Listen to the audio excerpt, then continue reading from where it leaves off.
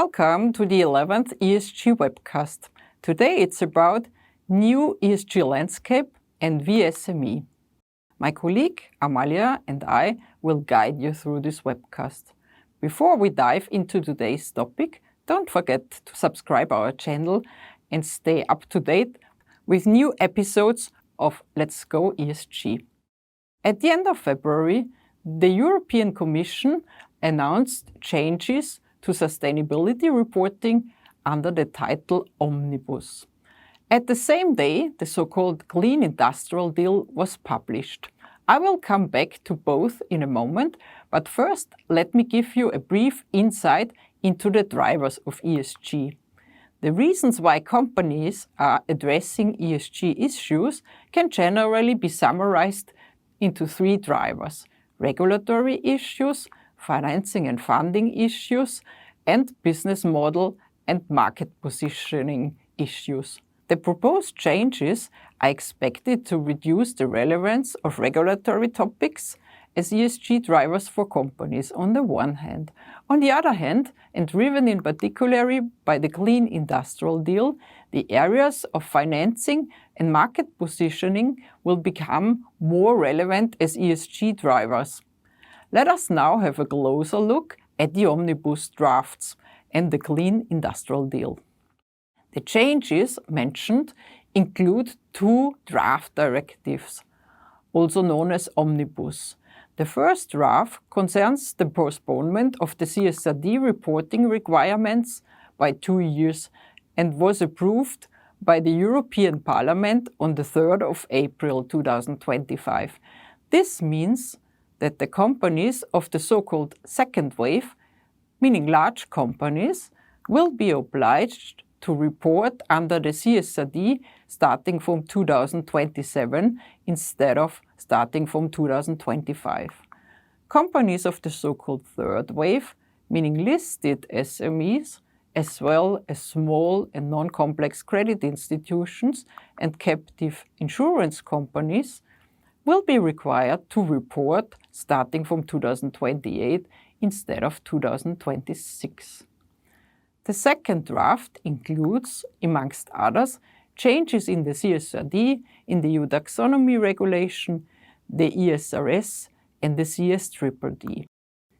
Regarding the CSRD, new size criteria have been proposed so that the reporting requirements will apply to companies with more than 1,000 employees and either a balance sheet total exceeding 25 million euros or a turnover exceeding 50 million euros.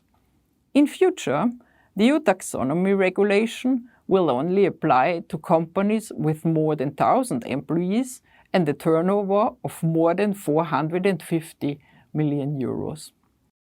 Furthermore, there are plans to revise and simplify the ESRS and to skip the sector-specific ESRS standards. In addition, a voluntary reporting standard based on the current VSME should be developed. At the same time as the Omnibus drafts were proposed, the European Commission also published the Clean Industrial Deal, which aims to boost the European industry and economy. The core topic of the Clean Industrial Deal are clean transition and its financing, circular economy, and the promotion of clean products. In particular, the inclusion of sustainability criteria in both public and private procurement procedures is intended to boost demand for clean products. Due to the announced regulatory changes, voluntary reporting is expected to become more important, as the need for transparency, comparability, and a clear ESG strategy remains. Companies that want to be well prepared for both financing and tender processes will not be able to avoid collection of ESG data and a structured disclosure. As the current VSME serves as a basis for the development of the voluntary European reporting standard, my colleague will now give you an insight into this topic. The VSME, Voluntary Sustainability Reporting Standard for non-listed SMEs, is a voluntary European reporting standard for non-listed SMEs and can be divided into 3 parts: Principles of Reporting, Basic Module and Comprehensive Module. The Basic Module can be extended by the Comprehensive Module. Let me give you an overview of the Basic Module. Like the ESRS, the VSME are divided into environmental, social and governance topics. In addition to 2 general disclosures, there are 5 disclosures on the environment, 3 social disclosures and 1 disclosure on governance issues. The Basic Module covers topics such as greenhouse gas emissions and energy, various aspects relating to the company's employees and corruption and bribery.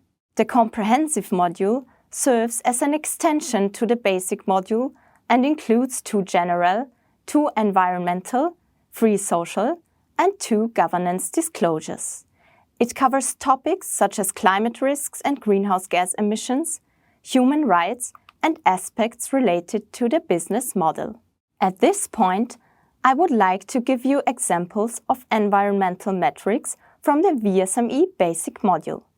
These include information on greenhouse gas emissions as well as total energy consumption and total water withdrawal.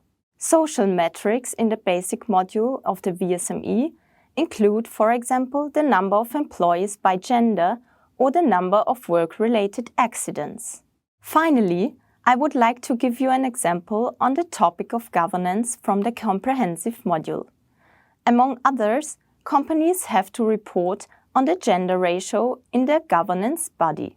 That brings us to the end of our brief insight into the topic of new ESG landscape and VSME.